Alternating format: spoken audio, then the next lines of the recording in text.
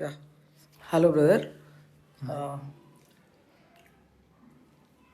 So yeah మీరు నాకు పుస్తకం ఇచ్చినప్పుడు చేదు పూలు, I read it in a one stretch.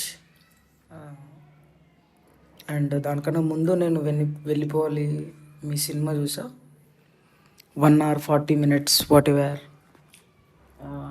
చూసినప్పుడు I felt like I really నా స్టేట్మెంట్ మీకు చెప్పా. I would love to reiterate it once again that మీ సినిమా చూసినప్పుడు నాకు పుస్తకం చదివిన మాదిరి అనిపించింది. And then when I met you కలిసినప్పుడు ఈ విషయం చెప్పినప్పుడు ఒకసారి పుస్తకం చదువు మరి అదే ఎలా అనిపిస్తుందో అనే ధోరణిలో మీరు నాకు పుస్తకం ఇవ్వడం జరిగింది. And I got back to in like I guess 1 or 2 days.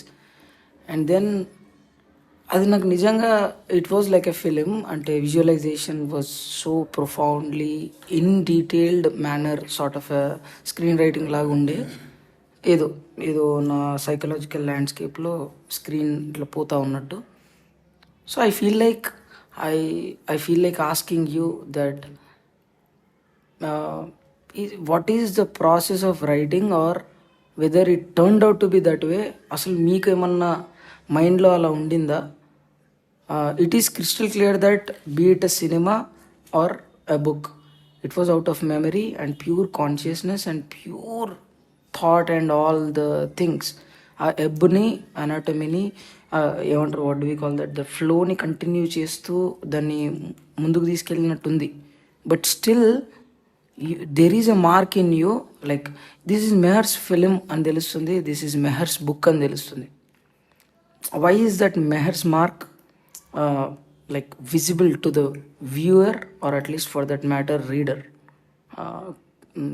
Could I know something from you like that? అంటే అది నాకే ప్రత్యేకమైన విషయం కాదు. నువ్వు ఏం సినిమా తీసినా, నువ్వేమి రాసినా అది నీ తనం, నీ పర్సనల్ ఇంప్రింట్ అనేది ఉంటుంది. ప్రత్యేకంగా నాకు సంబంధించింది నా ప్రత్యేకత అని అయితే నేను అనుకోను.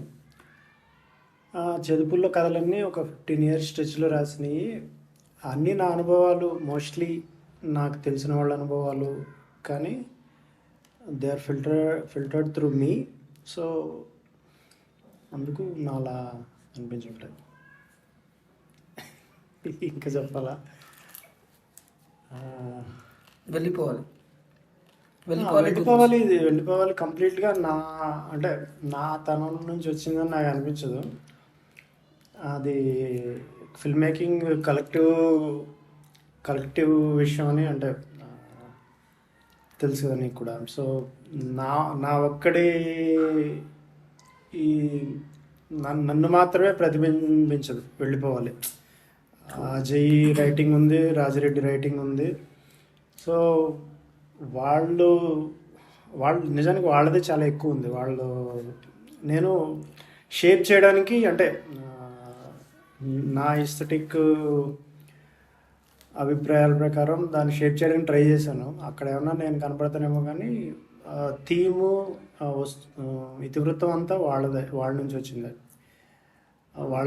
ఎవరి జీవితాల నుంచి వాళ్ళు రాసుకున్నాం. నా స్క్రీన్ టైం తక్కువ ఉంది కాబట్టి నా జీవితం, నా ఇతివృత్తం తక్కువ వచ్చింది. సో ఎక్కువ వాళ్ళదే ఉంది.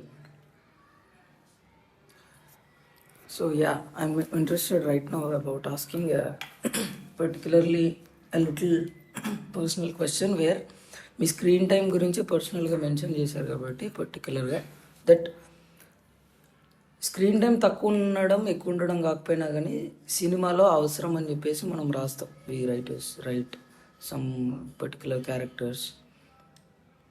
సో వెళ్ళిపోవాలిలో మీ అవసరం ఏంటి సినిమాలో? if I can really understand that thing coming from you as a person who instigated that entire cinema, I can at least a little conclude to myself that okay, Meher అందుకున్నాడు, తనను తాను యాక్ట్ చేసుకొని తను చేశాడని చెప్పేసి. So I really want to know that. నేను ఎందుకున్నాను exact పాత్ర. నా పాత్ర అంటే ఇన్ యాజ్ మచ్ యాజ్ అంటే నేను ఐడియాని ఇన్స్టిగేట్ చేశాను కాబట్టి మన జీవితాల గురించి మనకు కామన్గా ఉన్న కన్సర్న్స్ గురించి సినిమా తీసుకుందాం అనుకున్నాను కాబట్టి అందులో ఉన్నాను అంతే, అంతకన్నా వేరే రీజన్ ఏం లేదు. లేదు ఏముంది అంటే Rajireddy I guess there was the contradictory ideas also happening, like ఏదో జరుగుతున్నాయి స్క్రీన్ పైన ఐడియాస్ పరంగా. ఒకతనేమో విలేజ్లో ఉండి సిటీకి వెళ్దాం అనుకుంటాడు, సిటీలో ఉండి విలేజ్కి వెళ్దాం అనుకుంటాడు. అసలు విలేజ్ సిటీ వద్దు, అరే యార్ ఎక్కడుంటే అక్కడ బ్లెండ్ అవుతా అని చెప్పేసి ఒక adaptability nature, like survival of the fittest అనే ఒక మృగపు నేచర్ అనేది మెహర్ క్యారెక్టర్లో నేను చూసాను. So which is what you have played, which is what I really wanted to understand. Like అదేనా మీరు మీన్ చేసేది, సర్వైవల్ ఆఫ్ ద ఫిట్టెస్టా? అంటే ఇదంతా గందరగోళం ఎందుకు రబాయ్ అంటే you might not mean it, but still it was being interpreted as such. If we go delve deeper into the characters and why is this and why is that, అంటే తనది crystal క్లియర్గా తెలుస్తుంది extreme opposite poles అని. Ajay character కానీ తన character కానీ, or at least friend characters once in a blue moon వస్తూ ఏదో క్యాటలిస్టిక్గా సర్వ్ చేసే క్యారెక్టర్స్, సలహా ఇవ్వడం, ఇవన్నీ ఉంటాయి తరచూ లైఫ్లో. But your character was the ఒక ఎపిసెంటర్ లాగా కూడా ఉండే. దట్ కొట్టిమిట్టలాడే టూ క్యారెక్టర్స్లో ఒక న్యూక్లియస్లో తను కూడా సతమతం అవుతున్నాడు, but still he wants to adapt himself to the whatever provided reality upon. Okay, అంటే ఉన్న ఛాయిసెస్ని బట్టి కదా. అందులో కథ కోసం ఈమె ఇచ్చింది ఏం లేదు, మా ముగ్గురు వ్యక్తిత్వాలే వచ్చినాయి అందులో. సో రాజిరెడ్డి నిజంగా ఊళ్ళో అంటే ఊళ్ళో ఇల్లు కట్టుకోవాలనుకుంటున్నాడు, ఊళ్ళో ఉండే అవకాశం ఉంది. సొంత ఊరు అనేది ఒకటి ఉంది. అజయ్కి ఊళ్ళో ఉండాలనుంది కానీ సొంత ఊరు అనేది ఏం లేదు. సేమ్ సిచ్యువేషన్ నాది కూడా. నాకు అంటే మా అమ్మ గవర్నమెంట్ ఉద్యోగం, ఫ్రీక్వెంట్గా అటు ఇటు ట్రాన్స్ఫర్ అవ్వడం. సో మాకు సొంత ఊరు అనేది ఏం లేదు. అదే అందులో నేనేం కనిపించానో అదే. డిజైన్ ఏం లేదు పర్టికులర్గా, ఇలా నన్ను ప్రొజెక్ట్ చేసుకోవాలి, ఇలా వాళ్ళని ప్రొజెక్ట్ చేయాలి, అదేం లేదు. అంటే అంతే, అంటే వాట్ ఎవర్ నువ్వు ఆ పాత్ర నుంచి తీసుకోగలిగింది అది నా సిచ్యువేషన్ అంతే. So it was definitely psychological state అనేది అయితే definitely right. So and as I was going through your ఏమంటారు చిన్న చిన్న మీటింగ్స్ కలవడం కానీ, మీ గురించి తెలుసుకోవడం కానీ తెలిసినప్పుడు I was so intrigued. Like in some of the meetings where I happen to understand that ఏమంటారు దాన్ని, there was a fantastical phenomenon of narrative where అది క్రియేట్ చేసింది కాదు, మీరు మెయిల్ చేసి కనుక్కున్న ప్రక్రియ అని చెప్పేసి అన్నారు. So I really want to mail చేసి, mail or whatever the group, మీ యాక్టర్స్ డిస్పోజల్లో ఉన్న యాక్టర్స్ గ్రూప్ చేసి, గ్రూప్లో ఉన్న యాక్టర్స్కి చేసేది ఉంది వాట్ ఎవర్ ద థింగ్.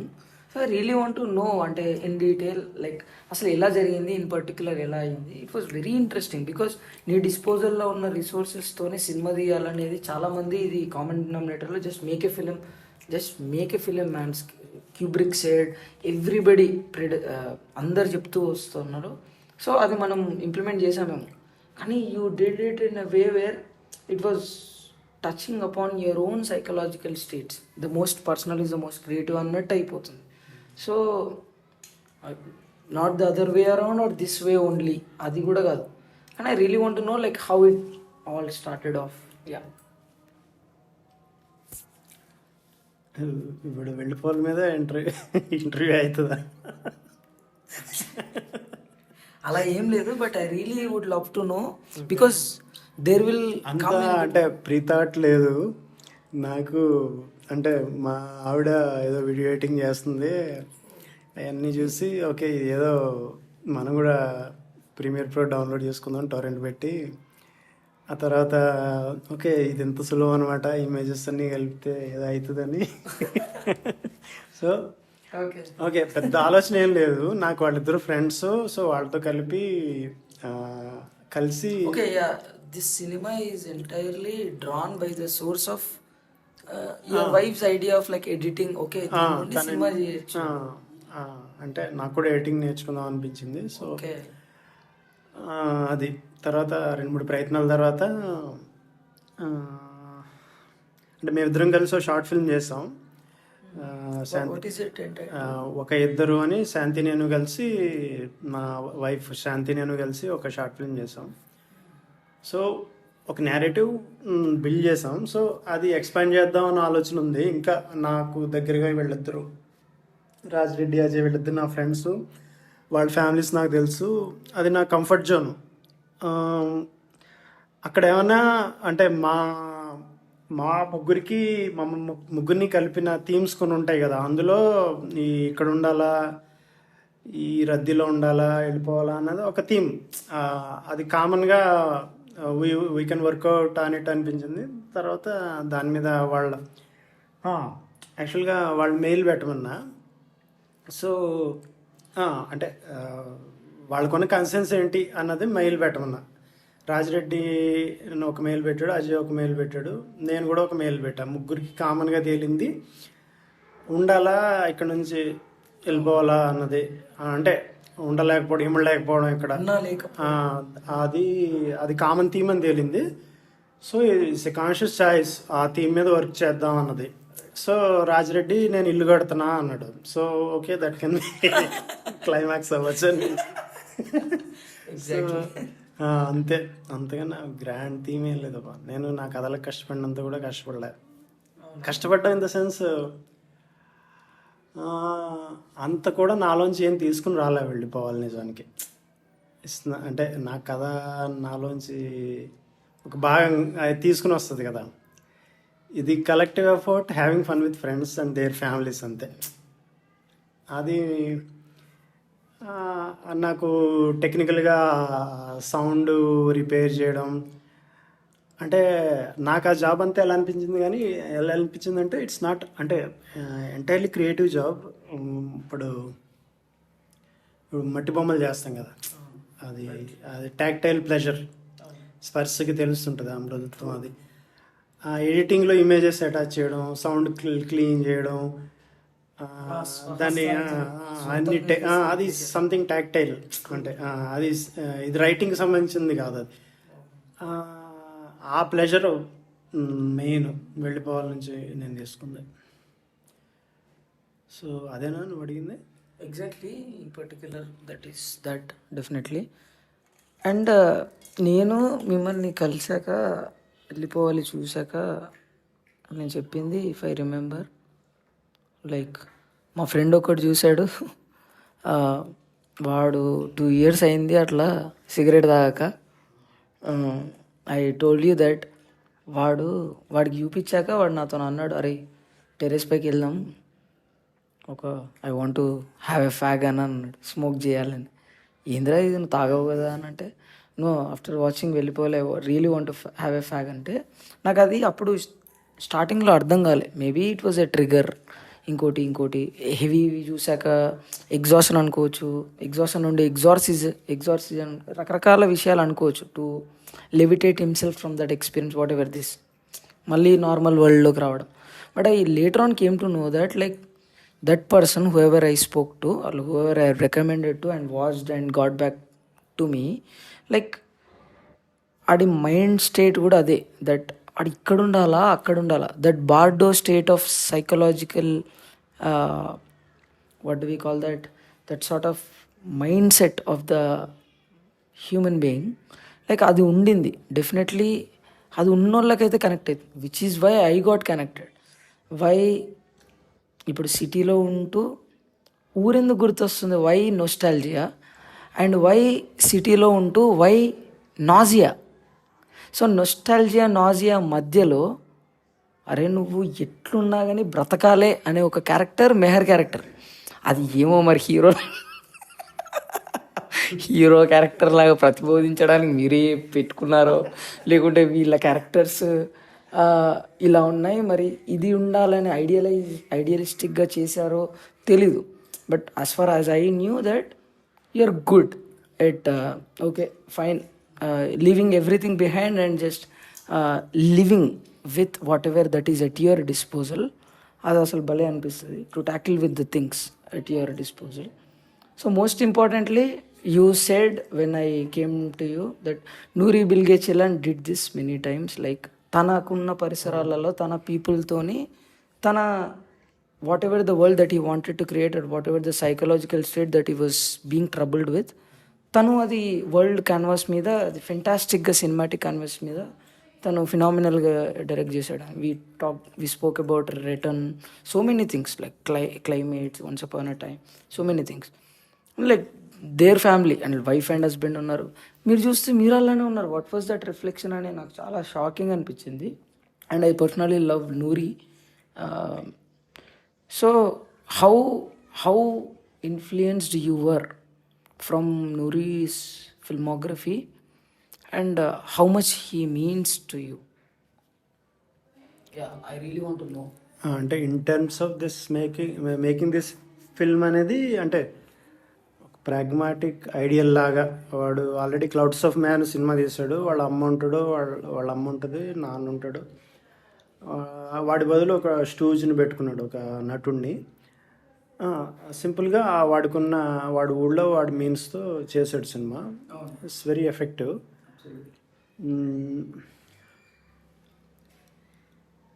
అంటే ఫిల్మ్ మేకర్గా it doesn't mean much to me in the sense, అంటే నాకు రైటర్స్ నన్ను ఇన్ఫ్లుయెన్స్ చేసినంతగా ఏ film maker other than Tarkovsky నాకు ఎవరు పెద్ద ఆ లెవెల్లో హిట్ ఎవరు ఇవ్వలే. అంటే నాకు రచయితలుగా కాఫ్కా,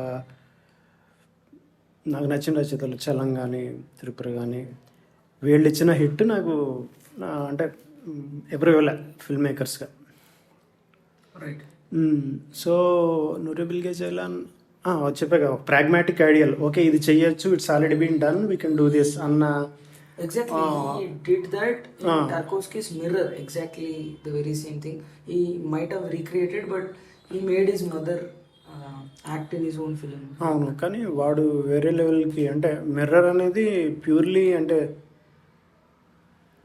మెమరీ అనేది ఇట్స్ హార్డ్ టు రిక్రియేట్, వర్డ్స్లో అయినా కానీ ఇమేజెస్లో కానీ it's very hard to recreate. అంటే నాకు అనిపిస్తుంది ఇట్స్ ఈజీ టు జ్ఞాపకాన్ని అక్షరాల్లో పెట్టడం ఈజీ, అంటే రిలేటివ్గా ఇమేజెస్లో పెట్టడం కన్నా. కానీ వాడు ఇమేజెస్లో కూడా హీ కుడ్ డూ దట్. అంటే వాడు ఇది సమ్ అథెంటిక్ జ్ఞాపకం, ఒక మనిషి జ్ఞాపకం అనిపించేలాగా మిర్రర్లో చేయగలిగాడు. సో అంత ఆస్పిరేషన్స్ నాకు ఏం లేవు, కానీ నేను చెప్పే కదా నూరి బిల్గే చిలన్ ఈయన ఎవరో ఫ్రెంచ్ న్యూ వేవ్లో ఉంటాడు ఒక డైరెక్టర్, గ్రీన్ రే తీసింది ఎవరు, రోమర్, ఎరిక్ రోమర్. వాళ్ళు అంటే ఇలాగా ఇట్స్ బీన్ డన్ అన్న ఉదాహరణలుగా కొంతమంది ఉన్నారు. సో ఓకే ఇలా చెయ్యొచ్చు అనేది. ఇంకోటి మన తెలుగులో వీళ్ళు రోహిత్, శశి వీళ్ళు చేసి కూడా నాకు నిరుద్యోగ నటులు అంటే చాలా మంచి ఉదాహరణలు అయ్యి. So I really want to no, like I am struck at Tarkovsky's understanding and this and that. So, under memory, we spoke a lot in detail about like whoever dealt with memory was very అసలు అది ఎంత, why were they choosing art form. ఇప్పుడు memory ఏదో war బ్యాక్డ్రాప్లో వాళ్ళు ఉన్నారు కాబట్టి, వాళ్ళు బతుకున్నారు కాబట్టి, వాళ్ళ మెమరీ వార్ డ్రివెన్ ఉంది కాబట్టి పెయింటింగ్స్ వాళ్ళు వార్ ఆఫ్టర్ మ్యాథ్ లాగా పెయింటింగ్స్ చేయడం, పెయింటర్స్ని చాలామంది చూసాం. In that very same sense రకరకాల ఆర్ట్ ఫామ్స్లో డైరెక్టర్స్ చేశారు, డైరెక్టర్స్ క్రియేట్ చేశారు ఫిలిమ్స్, రైటర్స్ రాశారు, రకరకాలే ఉన్నాయి. సో మీకు మెమరీ అనేది ఖచ్చితంగా అది అండర్ బిల్లీలో ఉండి ఉంటుంది definitely this as a source. So do you really feel like as a writer and film maker memory అనేది ఖచ్చితంగా instrumentalization for like whatever the creation of art form, be it whatever it may be, music కానీ ఇంకేదైనా కానీ ఏదో source ఉండాలి నా creation చేయడానికి, ఖచ్చితంగా ఏదో ఉండాలా. Could that be called a memory? మీ అభిప్రాయం I really want. Memory is the source దేనికైనా కానీ. అది కాక ఇంకేం లేదు. అంటే human life itself is, నువ్వు ఈ క్షణంలో ఉన్నావు, నెక్స్ట్ మూమెంట్ ఇట్స్ నువ్వు ఇంతకుముందు అనుకున్న క్షణం ఒక మెమరీ అవుతుంది కదా. నువ్వు ఇప్పుడు వర్తమానం ఇప్పుడు అన్నావు కదా, నువ్వు ఇప్పుడు అన్న క్షణంలో అది గతం అవుతుంది, మరుక్షణం అది గతం అయిపోతుంది. సో మెమరీ అనేది మూమెంట్. కానీ అంటే నువ్వు ఆ మూమెంట్ అన్న మరుక్షణమే అది గతం అయిపోతుంది. సో అది మెమరీ అనేది ఎవ్రీథింగ్ ఆర్ట్కి. అంటే so in a way you might be existing in the moment, but existing in the moment అనేది అంటే ప్రెసెంట్ అనేది మీనింగ్లెస్ అబ్బాయి. యాజ్ సూన్ యాజ్ నువ్వు ప్రెసెంట్ అన్నప్పుడు అది గతం అయిపోతుంది కదా. అంటే ఒక 5 నిమిషాలు గతం కూడా కావచ్చు. ఫస్ట్ పెగ్ వేసింది ఎంత 10 minutes అవుతుంది, ఒక గంట క్రితం. ట్రూ సెకండ్ పెగ్ 20 నిమిషాల క్రితం. ప్రెసెంట్ మూమెంట్ అనేది ఇట్స్ మీనింగ్లెస్. ప్రెసెంట్ అనేది meaningless, it's already past. As soon as నువ్వు దాన్ని మార్క్ చేసి డెసిగ్నేట్ చెయ్యగానే అది గతం అయిపోద్ది. So I really feel like this statement like ఎట్లా అంటే you exist in the present but you live in memory అని అనొచ్చా? Can we call it that? నీకు తెలియకుండా you exist in the present probably. నా గురించి చెప్పట్లేదు నేను, బేసిక్ హ్యూమన్ కండిషన్ అది. But as a whole that sort of a condition. I'm only talking about it as a whole, not the particularization. Just as we arrived at that fact, like it's a very interesting anecdote to understand the memory, because it's about you tapping the past, but as if you are in the moment. You're like at the stake of losing so much of present. అంత fine details వదిలేస్తే అంటే memory పెద్ద theme నాకు. Definitely. Okay, చిన్న డీటెయిల్స్లోకి వెళ్ళకుండా నా కథల్లో అయినా కానీ మెమరీ అనేది అంటే what were the recurring themes that you might have dealt or probably consciously dealt with in terms of your memory, or what were the recurring themes that were there all the time implanted in your consciousness? ఏది ఉండిపోయింది ఇప్పటికీ కాన్షియస్నెస్లో? అంటే ఇది కాన్షియస్గా నేను గ్రహించలేదు, కానీ చాలా అంటే కొంతమంది చెప్పింది ఏంటంటే I keep going back to బాల్యం అన్నది, చైల్డ్హుడ్ అన్నది. అది నేను కూడా అంటే నేను కాన్షియస్గా నేను అది అలా చేయాలని కాదు, కానీ ఎందుకో అంటే ఇట్స్ అన్టైంటెడ్ బై అదేంటికి కదా బాల్యం అనేది. అది ఎప్పుడు ఫాల్స్ కాదు కదా, ఎవరిదైనా కానీ ఎవడి బాల్యము ఫోనీనెస్తో ఉండదు. సో అది చైల్డ్హుడ్ని ఎక్కువ కనపడతాను అని తర్వాత నేను ఒకళ్ళిద్దరు అన్నారు, తర్వాత నేను చూసుకుంటే నిజమే కదా అనిపించింది. అంటే childhood in terms of like teenage ఆ టైమ్సా, లేకుంటే ఆఫ్టర్ లైక్ 20s తర్వాతనా, లేకుంటే 20s లోప ఎలా? I really want to understand the childhood line, because I am in my mid-20s. Okay. You are in your 40s. So what is childhood to you? Because I still feel you like a child. అంటే నాకు 20s కూడా నాకు childhood లాగే అనిపిస్తుంది ఇప్పుడు. So ఏమో బా అంటే ఎక్కువ 15కి ముందు మన మెమరీస్ మనల్ని ఎక్కువ తీర్చిదిద్దుతాయేమో అనిపిస్తుంది యాజ్ ఎ పర్సన్. 15కి ముందు లైఫ్ అంతా. సో అంటే if you can go a little detail, అంటే ఇన్ విచ్ సెన్స్? అంటే ఎవ్రీథింగ్ ఫ్రెష్గా నీకు జరుగుద్ది కదా, అంటే స్పృహ లేకుండా కాదు. అంటే ఫస్ట్ టైం నువ్వు బీచ్ చూడటం, ఓకే, ఫస్ట్ టైం చెట్టు ఎక్కడం, ఫస్ట్ టైం లిఫ్ట్లో ఎస్కలేటర్లోకి వెళ్ళడం, రైట్, థింగ్స్ లైక్ దట్. నీకు ఫస్ట్ టైం అనేది 15 years లో జరిగింది అనుకుంటా. తర్వాత అవన్నీ రిపీట్ అవుతూ ఉంటాయి కదా. అవి ఫస్ట్ హిట్ ఉండదు తర్వాత. అంటే ఏదైనా మొదటిసారి జరిగినంత అది రికర్ అవుతూ ఉంటే నీకు అది ఉండదు కదా. సో 15 ఏళ్ళలోపు 20 ఏళ్ళలోపు ఎవ్రీథింగ్ హ్యాపెన్స్. నీకు సెక్సువల్ అవేకనింగ్ కానీ ఏదైనా అది ఫస్ట్ సారి అనుభూతి చెందినంతగా తర్వాత నువ్వు అనుభూతి చెందలేవు. సో ఇన్ దట్ టర్మ్స్ అది ఇంపార్టెంట్ అనుకుంటా. అంటే ఎవ్రీథింగ్, అంటే నేను కొన్ని ఉదాహరణలు ఇచ్చాను నీకు, చాలా ఉదాహరణలు ఇవ్వచ్చు. ఫస్ట్ సారి మ్యూజిక్కి నువ్వు కదిలిపోవడం అనేది, అంటే మ్యూజిక్ అనేది అంటే ఇట్స్ నాట్ ట్రాన్స్ఫరింగ్ ఎనీథింగ్. నీకు లెటర్స్ ద్వారా కానీ ఇమేజెస్ ద్వారా కానీ ఏది లేదు అక్కడ medium, but you still melting కదా. True true. ఇలా అంటే నీకు 15-20 ఏళ్ళు వచ్చేలోకి చాలా జరుగుతాయి నీకు జీవితంలో. ఆ తర్వాత అంతా మళ్ళీ అయ్యే జరుగుతుంటాయి. డిపెండింగ్ ఆన్ యూ సిచ్యువేషన్, నీ నీ రిసెప్షన్ వాటి పట్ల నీ రిసెప్షన్ ముద్దుబారుతూ ఉంటుంది. అంత సున్నితంగా వాటికి స్పందించలేవు. So since you spoke about, I'm sorry to interrupt. Since you spoke about Mothuvarthanam, because it's very important for this thing, where I really want to know, like, where do we come or like touch upon a fact like Mothuvarthanam అనేది ఎప్పుడు స్పృహలోకి వస్తుంది మనిషికి, because we are having the touch of like మెమరీని deal చేస్తున్నాం, or మెమరీలో ఉంటున్న మెమరీని జీవిస్తున్న మెమరీని మళ్ళీ మళ్ళీ మళ్ళీ రివిజిట్ చేస్తూ ఎక్స్పీరియన్స్ చేస్తున్నాం, దాన్ని ఎన్లివెన్ అండ్ మేనిఫెస్ట్ చేస్తున్నాం వర్డ్స్ రూపంలో, సినిమా రూపంలో, ఇట్లుంటున్నాం. ఇంత బ్యూటిఫుల్ ప్రాసెస్లో దాన్ని అంత what ever the eternal cycle of ప్రాసెస్లో ఉంటూ ఉన్నా కూడా అనుభవిస్తూ మళ్ళీ మళ్ళీ అది చేస్తున్నా కూడా ఎక్కడ బోరు కొట్టకుండా ఉండే టైంలో అసలు ఎక్కడ మొద్దుబారుతనం అనేది it is being crept. I really want to know where it has been crept in to like probably your life, or అయ్యిందా, అయితే ఎక్కడ అవుతుంది. I really want to know the actual like that intimate fact. అంటే ముద్దుబారుతం అందరికీ it varies in degrees, ఒక్కొక్కరికి ఒక్కలా అవుతుంటుంది.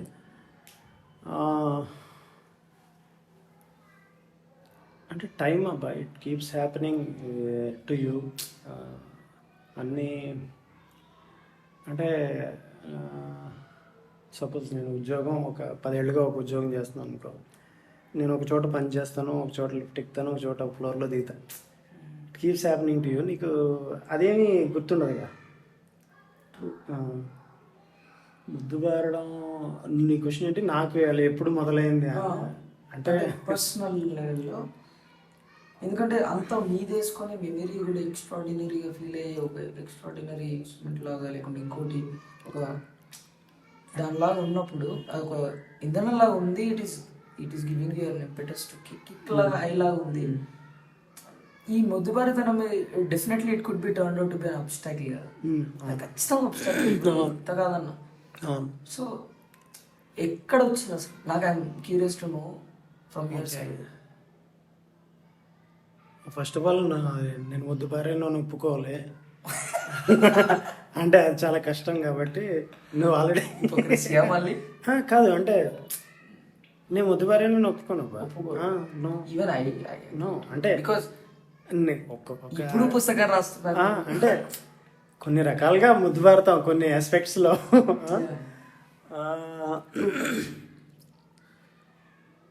But అంటే నీకు లైఫ్లో ఫస్ట్ ఫైట్ ఒకటి ఉంటుంది, ఫస్ట్ ఒకటి తనిందో ఒకటి చేత తనులు తినదో ఉంటుంది. నీ భ్రమలన్నీ విడిపోయే క్షణాలు ఉంటాయి, అమ్మాయి చేత హాష్ బ్రేకప్ ఏదో ఒకటి ఉంటుంది. అవన్నీ నీ ఫండమెంటల్ రొమాంటిసిజం అన్నీ అది చెదిరిపోయే క్షణాలు ఉంటాయి కదా. అంటే ఆర్టిస్ట్ అవ్వడం అంటేనే you still hang on to బాల్యం, అది దానికి నువ్వు ఇంకా కట్టుబడి ఉంటావు ఎన్ని జరిగింది. సో అంటే నేనైతే మొద్దు బారుంటా కొన్ని ఆస్పెక్ట్లో.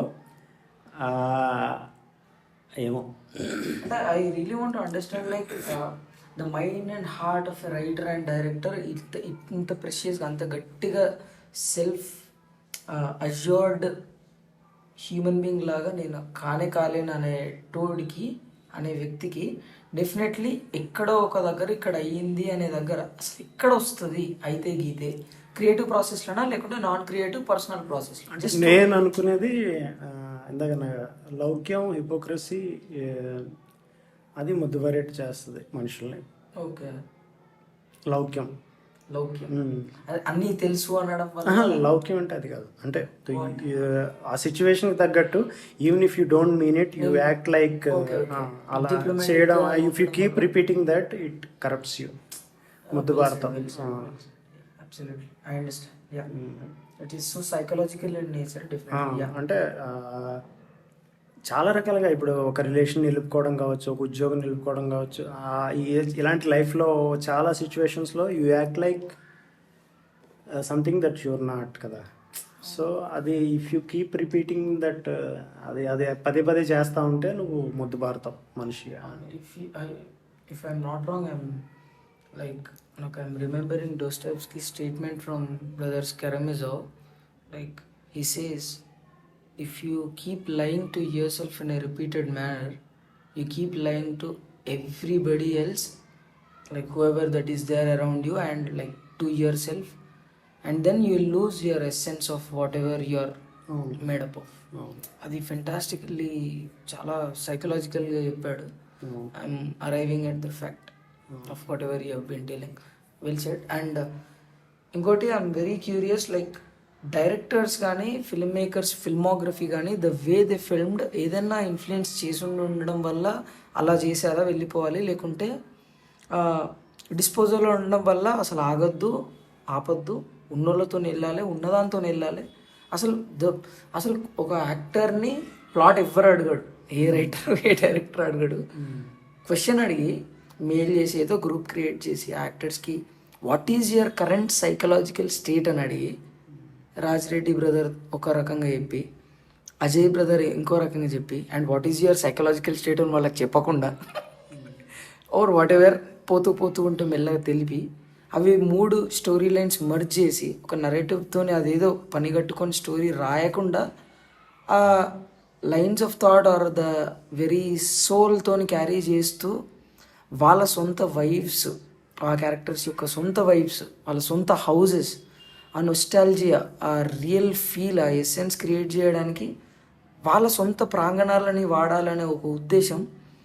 Was it from film makers filmography లేకుంటే ఇన్ఫ్లుయెన్సా, లేకుంటే అది చేస్తే కానీ అది క్రియేట్ చేయరాదు, లేకుంటే మీకు రాదు, మీ ముగ్గురికి రాదు, బికాస్ ఇట్ వాజ్ వెరీ కొత్తదనంగా ఉంది కాబట్టి అట్లా. And your own wife there was in the story అసలు. అండ్ యాజ్ ఎ హోల్ ఇట్లా జూమ్ అవుట్ చేసి చూస్తే, లేకుంటే కాస్త మనుషుల గురించి తెలిసి జూమ్ ఇన్ చేసి చూస్తే, it was a real experience and real ideology, real psychological state and real belief system in a way, one way or the other, at least for that matter. And how could that be possible? Like ఎంత నమ్మితే అంత చేస్తాము, ఎంత నమ్మించడానికి ఎంత కష్టపడ్డారు, ఏదైనా influence ఉందా? I really want to know about it. Because మిర్రర్లో if I'm not wrong, because since you said like Tarkovsky is one of the powerful filmmakers of all time according to you, as far as you are concerned, so tanu మిర్రర్లో ఉన్న హౌస్ని create చేయడానికి recreated it like most detailed మేనర్లో తను create చేశాడు అనేది నాకు గుర్తు.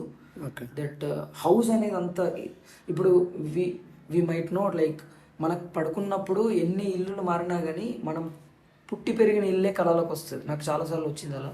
సో ఇల్లు అనేది is it the house of memories probably? అదేనా మరి? హౌస్ అనేది అంత మెటఫార్ లాగా మైండ్కి మెమరీ లాగా అస్క్రైబ్ చేస్తూ చేశారా? What is it? వాళ్ళకి చెప్పారా అసలు మీకు ఎంత ప్రాబ్లం అయింది, or what is the process? I really want to no.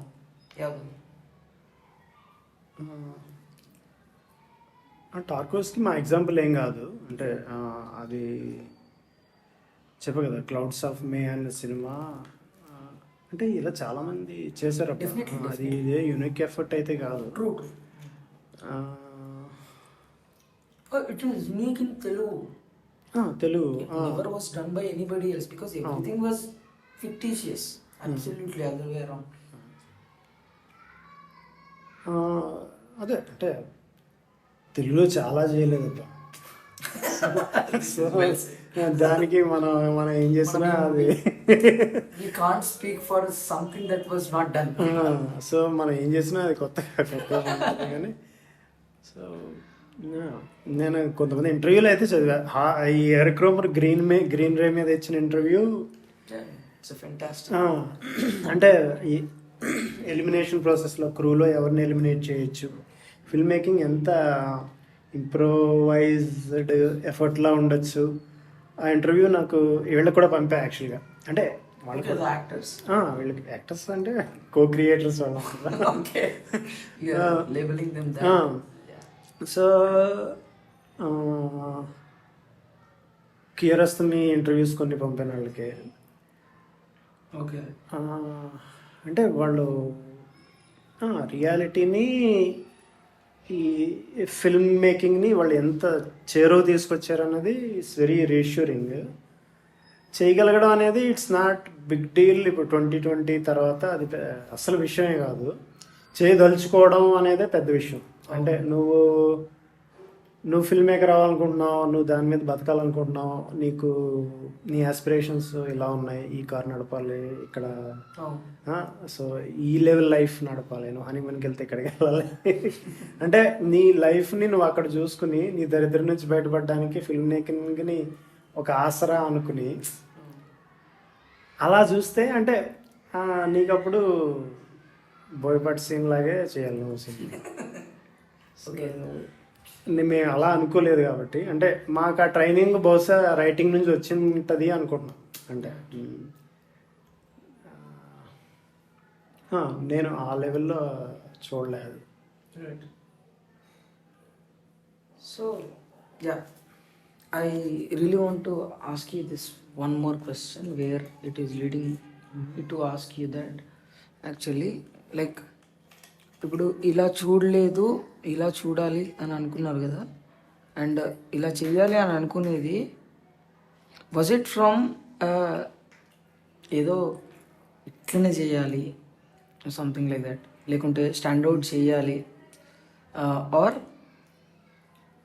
మా దగ్గర ఉన్న డిస్పోజల్కి ఫిట్ అయ్యే దగ్గర కాస్త cinema or narrative or this and that అనిపించే ధోరణిలో ఫిట్ అవుతుంది, ఓకే ఫైన్ అని టాలీ అయ్యి, and I absolutely know that you are the only orchestrator of almost everything there.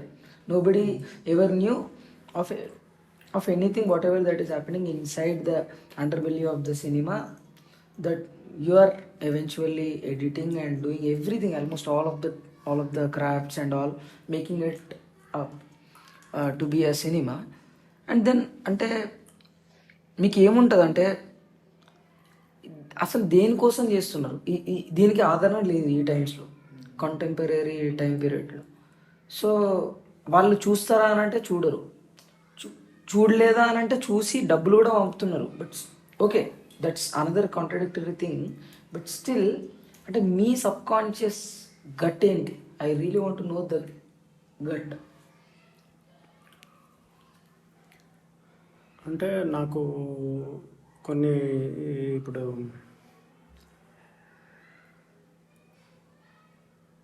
I'm living my life based on some values కదా.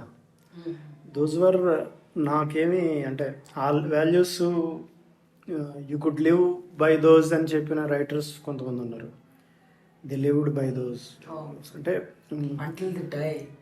అంటే authenticity something అథెంటిక్గా ఒకటి create చేసి బయటకు వదలడం అనేది అది వాల్యుబుల్.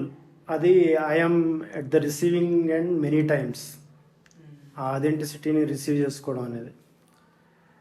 సో నాకేం ఆ క్వశ్చన్ రాలేదు. అంటే నా వరీ అంతా am I being authentic? ఇది అంటే అలా కూడా కాదు. am I being authentic to the story? అంటే what ever I'm trying to say ప్యూర్గా అది అలా అవుతుందా ఆ లెవెల్లోనే ఆలోచించా. కానీ రిసెప్షన్ గురించి అలా ఏమొస్తుంది రిటర్న్స్ గురించి ఆలోచించలేదు. హోప్ఫుల్లీ అంటే cinema as a medium still అంటే దానికి డబ్బులు వచ్చే పరిస్థితి ఉంది కదా ఇంకా. సో ఇఫ్ నేను అది if I can keep doing that I can survive, దాని ద్వారా సర్వైవ్ అవ్వచ్చు. అది కూడా నా టర్మ్స్లోనే, అంటే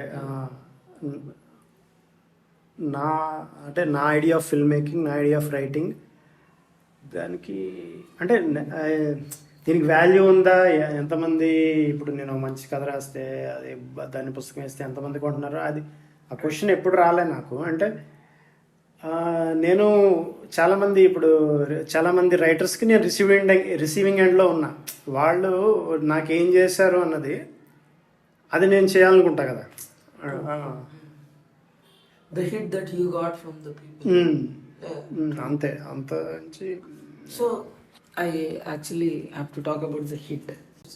నేను అంటే లిటరేచర్ ద్వారానే నేను ఎక్కువ ఇన్ఫ్లుయెన్స్ అయ్యా. Yeah, అంటే if you could wrap it up with this thing, like లిటరేచర్లో ఏది ఒక, if you can tell like few people who like took you by storm like that. First నాకు అంటే 4వ పెగ్ తర్వాత గుర్తొస్తున్నాడు కాఫ్కా, కాబట్టి కాఫ్కానే చెప్తా. చాలా కాఫ్కా డైరీస్ నన్ను చాలా మార్చినాయి. అంటే ఇంకా త్రిపుర, చలం నాకు తెలుగులో త్రిపుర, చలం, చాలామంది ఉన్నారు అబ్బా, అంటే ఒకళ్ళు అని చెప్పలేము. Kafka. Thank you so much, brother. Thank you సత్యతేజ్.